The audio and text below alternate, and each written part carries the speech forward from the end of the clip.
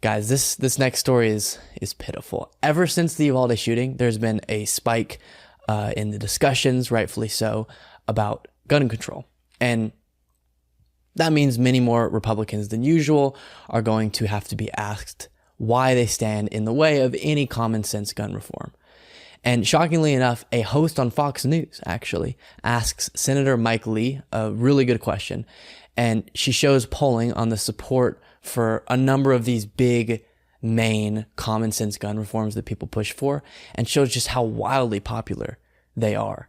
And then asks Senator Mike Lee, aren't you out of step with your constituents if these items, these proposals are this popular? Let's look at how he responds. Strength behind some of these proposals at this point, some of these proposals, background checks for guns, which by and large, most of them are background checked before you do a purchase. 88%, though, moving the legal age for an assault rifle purchase is at 82%, flagging for people who are a danger to themselves or others, those red flag laws, 81%, and banning assault weapons, 63%. There is a lot of momentum, at least among the public sphere, for doing this. Are you out of step with your constituents?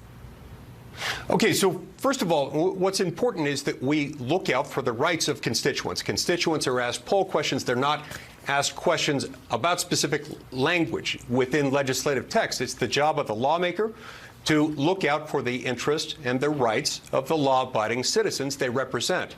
And so with each of those provisions, I understand how they could get high popularity ratings when they don't define them. For example, you talk about banning assault weapons. There is no universal definition of what an assault rifle is. Very often the true distinction, it really depends on whether the stock pieces of the gun are made of wood or of plastic or of composite.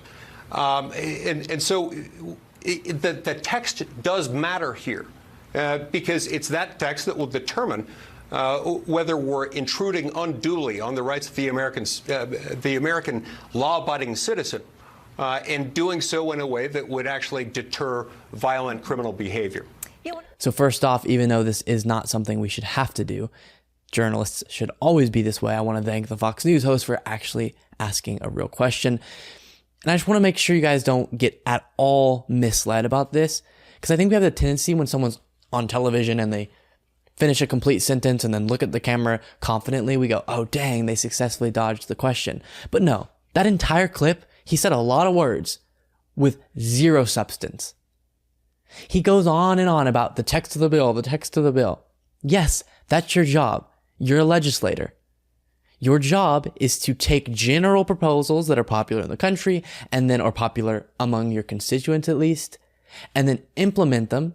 And throughout that process, you work out the specifics of the bill. You work out the details that you are referring to as the text of the bill.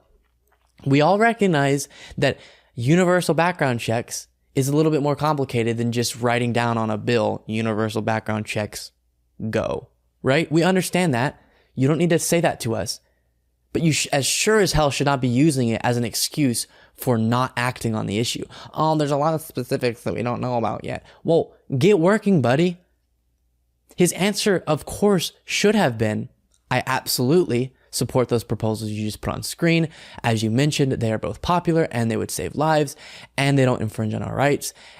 All I want to do now is work on the nuts and bolts of this legislation, and then we'll be able to accomplish the goals set out by those more general positions that you just outlined. But instead, he gives the weakest and laziest answer to get out of genuinely answering why he doesn't support the reforms that would save lives, as I mentioned, and would be in line with his own constituents. He didn't even answer her specific question, really, which was, are you out of line with your constituents? Yes, is the answer to that question. He said effectively, oh, well, the reason is his constituents aren't able to look out for their own rights. That's his job. Well, no, your constituents understand by that polling that it's not an infringement on their right to regulate firearms in a common sense way. And I honestly don't know how people like Mike Lee feel good about themselves after giving an answer that's that slimy and that dishonest. You gave that answer to protect the gun lobby and this delusional idea that any form of regulation and trying to implement any common sense gun reform is revoking the Second Amendment or something.